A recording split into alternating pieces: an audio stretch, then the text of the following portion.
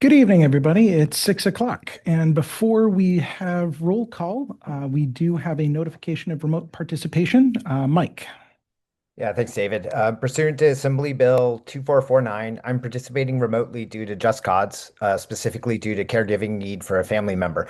I confirm that no individuals 18 years of age or older are present with me, and during the meeting, I'll participate from a non-public location, and my remote address will not be disclosed. Thank you very much. And with that now noted, Evelyn, roll call, please. Trustee Wells, Here. Trustee Lee, Here. Trustee King, Here. Vice President Marcus, here, President Weekly. Present. All right. I've got everybody on deck. So welcome, everybody. Today is a special meeting where we are going to be reviewing and approving resolution number 21, calling an election. With that, it's really just focused on that one item. We're not allowed to discuss other stuff. Do people have any changes they would like to propose to this agenda? Seeing none, I'd like to call for an approval of the agenda. I move to approve the agenda. Second. All those in favor? Aye. Oh, we have to do a roll call.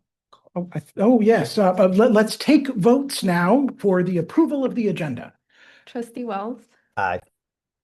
Trustee Lee, Aye. Trustee King, Aye. Vice President Marcus, Aye. President Weekly. Aye. The motion carries. Very good. I think I did see a public comment card come in.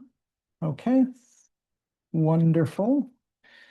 All right. First up in person, I would like to call Jessica to the stand, please. You have 3 minutes to talk. All right. I am Jessica. I'm the parent of 2 kids in the district. So I've had firsthand experience with the need for funding from the parcel tax that you're going to be talking about tonight. All of our surrounding school districts have higher parcel taxes than Redwood City School District, some by an order of magnitude. And so our district genuinely has less money than all of our surrounding districts in the Bay Area. This parcel tax, if it were to be voted in by our community, would right size the RCSD budget as compared to other districts. I've also been a part of the iterative process to write the actual language for the parcel tax. We've had multiple meetings between parents from schools and throughout the district and the district staff developing a joint community vision and working to address concerns from a broad range of community members. And I've been really impressed with how responsive the district has been to those concerns from community members and the ability to incorporate those into the actual language of the bill. So I'm just here saying that I support the measure and thank you for considering it for the students of the district. Wonderful. Do we have any other speaker? Yes, Evelyn indicates.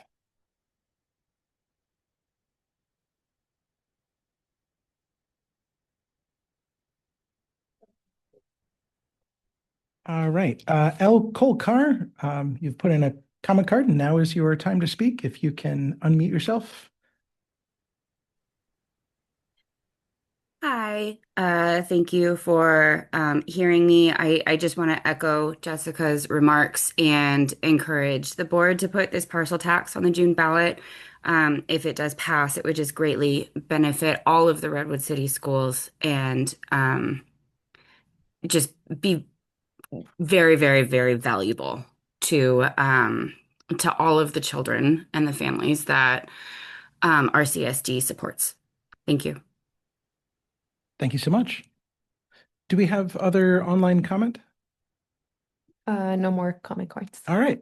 Okay, I think that's it. And so with that, I think that ends our public comment. And so now we move on to number 6, a public hearing regarding proposed educational parcel tax. So we've got a presentation here, and no, we've got an attachment here. Yeah, all right. So there's the notice as attachment. Is there anything that we need to do with this item other than to note it? Right, after this, the action item. Yep. Okay, well, noted the public hearing, and now we're on to 7.1, which is the adoption of resolution number 21.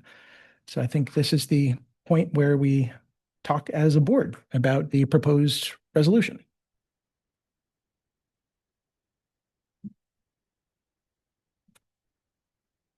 Well, first of all, I want to say thank you to everyone that has been involved in this endeavor with moving forward with a parcel tax. It is very important, as Jessica stated.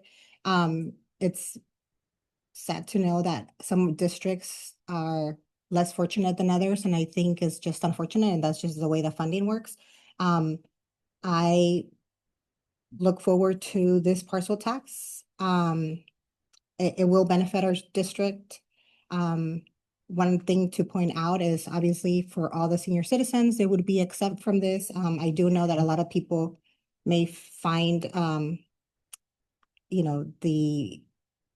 another addition to their property tax, but again, this is an exemption for a lot of the senior citizens. If they want to opt out, they could just not opt out and then continue to support the school district if they wish. So at this point, those are my only comments. Thank you. Others? I wanted to just say thank you for some of the clarifications that were added recently. I do think they highlight all the feedback from the community and also from the district on how we really want to kind of use this money. So really the focus is retaining teachers and then also distributing it to the schools with an equity lens, I think is the right way to spend the money. And clearly we do need it. So. Thank you. Others? Yeah, I'll briefly just say I really appreciate it. I think Jessica mentioned this, and Ellen mentioned this. Obviously, we've talked a lot about this and the importance of this. Obviously, finance is an important piece of how we educate our children. And there's part that are absolute, part that are relative. And I think it's really important for us to take proactive measures to ensure that we have the fiscal stability to continue on the trajectory that we've demonstrated over the last couple of years.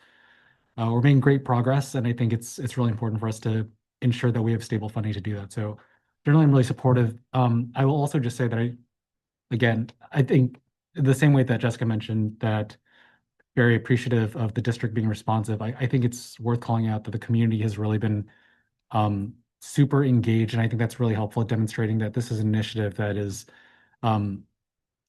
I think important for the entire education community of Redwood City. And I'm just very glad that we have an engaged community that's all marching toward the same direction in service of our kids. Well said. Thank you. Mike. Yeah, I'll add in my thanks as well to, everyone who helped bring the measure to this point, that staff, council, team civics, Jessica and Elle who spoke tonight, and really all the community members who have organized in support of strong Redwood City schools, and of course their taxpayers who continue to invest in public education here. For me, the important thing is to really keep the focus on the need. It's about what our students need. It's about what our educators and staff need in order to do their work well, and really what it takes to sustain the kind of schools our community wants for its children. And Jessica mentioned it, but I really appreciate the community feedback that helped improve the language between the first and the second reading. That's exactly the kind of like public engagement, public forum. That's why we do first and second readings at public meetings. It's great to see that sort of civic engagement going on and having it all kind of work together. I think it worked really well. And just for example, I think it matters when we, take education jargon and explain it in plain English, because even if a term like unduplicated pupil is technically defined in the law, it doesn't mean that it's clear, respectful language for families and community members. And they might be asking when we're asking them to understand and support this measure. So I just, again, you really appreciate the engagement from the public and how the district listened and how it got folded back in. It's really, really, again, what the public process is all about. And finally, I do want to express my sincere gratitude in advance to the taxpayers of Redwood City School District. The community has repeatedly shown that it values strong public schools, and I really don't take that support for granted. grateful for the support our schools have received in the past. And I also think it's important to be honest that the needs in this district remain real. Our responsibility tonight is really to make sure that we're putting forward something clear, accountable, and genuinely responsive to those needs. And I think we've done a good job of doing that. So I'm very much in support of passing the resolution tonight. Thank you so much, Mike. Yeah, I'd like to thank Rick and Dr. Baker for coming up with a formula that really helps distribute. It's such a complex thing to figure out how to get right. You want to make sure every school site gets something, but you also want to have an equity lens on things, and just that balance of care of taking into account the number of pupils, the unduplicated pupil count, and the school site itself was I think very, very well done and respectful of the feedback that we got from the community, where people were looking for a sense of concreteness, like what is this going to do for a given school site? And I think what all of us in this room realize, but many people outside this room may not realize, is that these funds are for the general fund that can be used to fund salaries, that can be used to fund teachers and aides that are actually in the classroom, not just buildings and the like that we've funded previously with our bond measures. And so this is really critical for delivering education, because ultimately it's the human beings who are in the classroom that deliver an education to our students, and that is our primary mission as a school district. I really want to thank Jessica and Carlo, who didn't speak tonight but is in the audience, as the intrepid leaders of our parent volunteer group. I also want to thank the parent volunteers who are here with us online or watching this recording. I know how hard you've been working to listen to the needs of the community, to be out there among your peers and the other parents in the district, talking with them, hearing their concerns, helping to navigate that. That's a huge amount of work that you've done to understand this measure and try and get it passed. And I just want you to know that it's not thankless. Like, this is how a measure like this gets passed. So thank you so much for that work. And thank you also for speaking up, Elle. Yeah, so I'm enthusiastic about educating our students and finding mechanisms of action to support the education of our students. That's why I'm here. It's why all of us are here. And this is a way that we get the resources to do that. Are there any other things that the board would like to discuss concerning this resolution? No? Okay. Well, would somebody like to make a motion to approve the resolution? I'll make a motion to approve the resolution. I'll second. And now we will do a vote. Trustee Wells, Aye. Trustee Lee, Aye. Trustee King, Aye. Vice President Marcus, Aye. President Weekly. Aye. The motion carries unanimously. Very well. I think that takes us to the end of our agenda, 13 minutes after beginning. Would somebody like I'll to move to adjourn. I'll second. Taking votes now. Trustee Wells, Aye. Trustee Lee, Aye. Trustee Aye. King, Vice President Marcus, Aye. President Weekly. Aye. The motion carries. And with that, I bid you a good night.